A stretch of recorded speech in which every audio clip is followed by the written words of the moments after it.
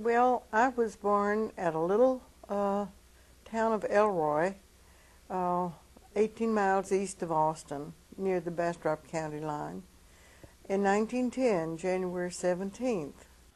This is my grandmother, who I interviewed in 1991. She was a wonderful person who taught me a lot about what is important in life. I lived with her and my granddad while I was in college. My daily education during that time didn't stop when I came home from school.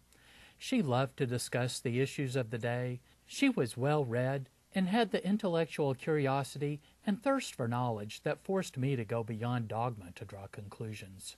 That's something that has stayed with me. Alice Almquist lived long enough to see 3 daughters, 13 grandchildren, and several great-grandchildren.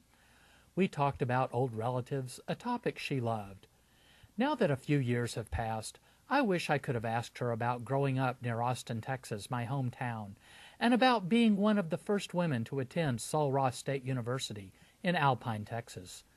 They were important things in her life, but not as important as her husband, children, grandchildren, and great-grandchildren.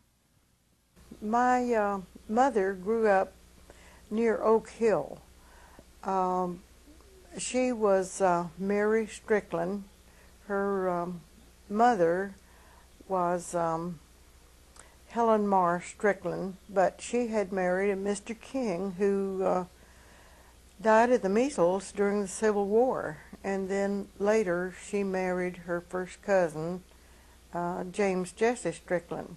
My dad, he was David Henry Ross, and my dad's parents came from Scotland. They landed in Indianola and came from there and settled at a little place called Cuckleburg, and later bought a farm on Dry Creek where my dad grew up. Okay, the part about my great-great-grandma marrying her cousin always seems a little creepy. Fortunately, Mary Strickland wrote out her memoirs, and we can trace her genealogy back to the 1800s. She wrote, It was during the westward ho trend of the 19th century that 3 young brothers, recently arrived from England, had gone as far west as Missouri.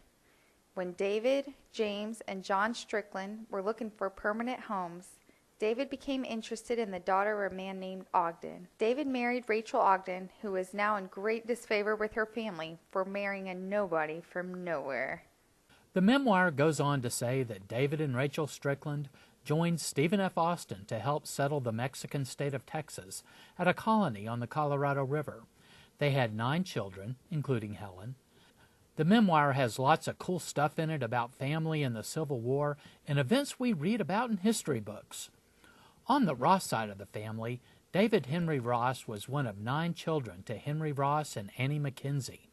Henry and Annie were married in 1865 in Port Mahomet, Scotland. His parents were married in Torbet, Scotland, and Annie McKenzie's parents were married in Dingwall, Scotland. Okay, back to the story. My mother had taught school at Dry Creek, and after she and my dad had fallen in love, it was not customary to be married immediately, so my grandmother and granddad decided that she should go to Galveston and go to John Seeley and go into nurses training, which she did, and after an appropriate period of time, they were married. And out of that marriage, there were 5 boys and 3 girls. The oldest, Henry, was born in 97, and then my brother, whose proper name was Barnett, but we called him Barlow, was born in 98. My brother Jesse James, who was named for his grandfather, we called him Pete, was born in 1900, and David in 1902, and my sister Edith in 1904, and my brother Paul in 1907, as well as I remember, or 1906. My sister Margaret, the youngest one, was born in 1912. So I started school at the age of 5, and we walked, my brothers and sister and I walked almost 3 miles, and in the rainy weather. They were muddy roads, but we managed to get there most of the time anyway. We lived on the other side of Mayhawk Creek, which kept us from going to school when the creek was up. When I was in the 3rd grade, we moved from an old schoolhouse which joined the Lutheran church over into a new red brick building, and I went to school there in the 3rd, 4th, and started in the 5th grades. And in the middle of the 5th grade, we moved into Austin, and I studied John B. Wynn there and repeated the first half of the 5th grade. We were married in 1933 in September 2nd, I think. We got to the parsonage about 11 o'clock, and the pastor's wife was busy in the kitchen preparing the noon meal. So we told the minister we wanted to be married. So he said, oh, did you bring witnesses? And we just weren't concerned about witnesses. We didn't know we were supposed to be witnessed. So he said, oh, my wife and daughter will be glad to stand up with you. So he performed the marriage ceremony, and we went on to Jalmer's home then, where his sister had prepared a dinner for us, and then we to Galveston on our honeymoon. I remember my grandfather as a stoic man of few words.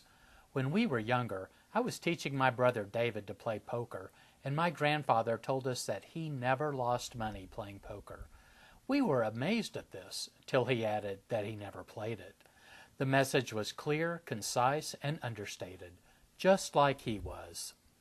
He had a very interesting family. He was the youngest of 4 children.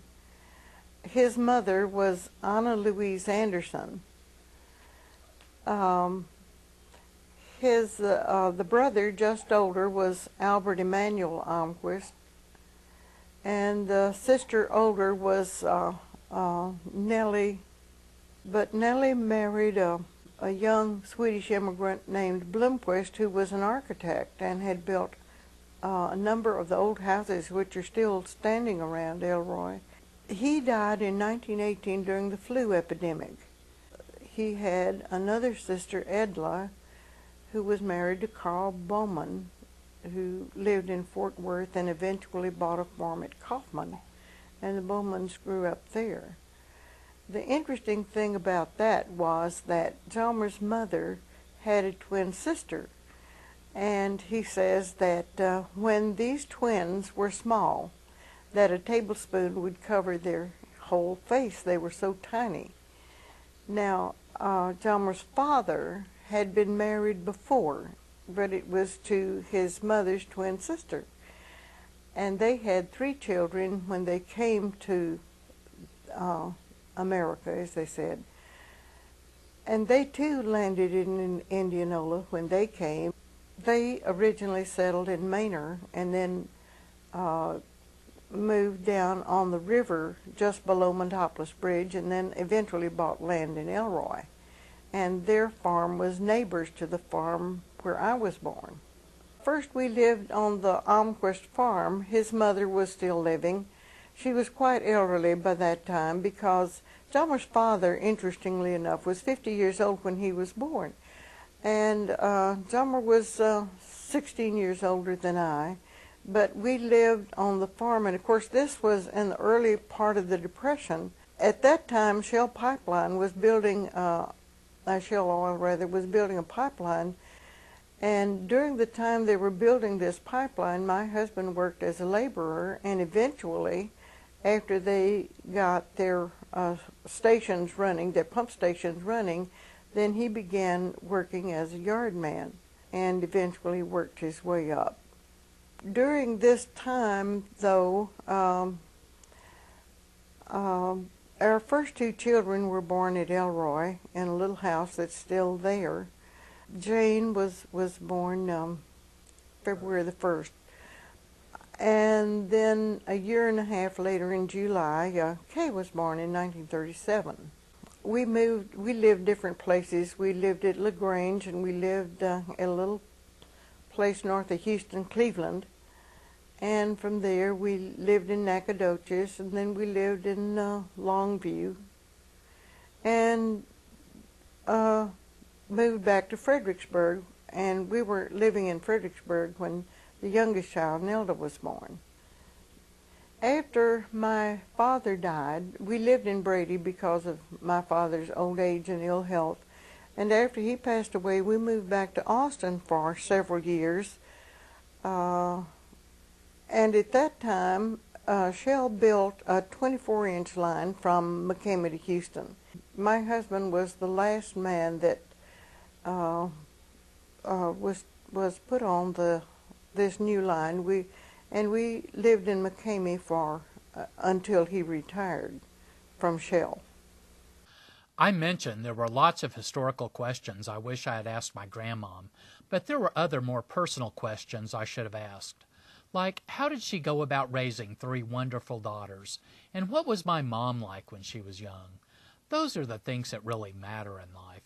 She probably would have said my mom was wonderful and she was just there to guide her children, but they had to do it for themselves. Kind of like I talk about my own wonderful kids. When my grandmom passed on, hundreds of people came to her memorial service. People spoke of her devotion to church and her love of family and friends. It was more a celebration of life than a time to be sad. Alice Almquist would have been a little embarrassed at all the fuss we were making.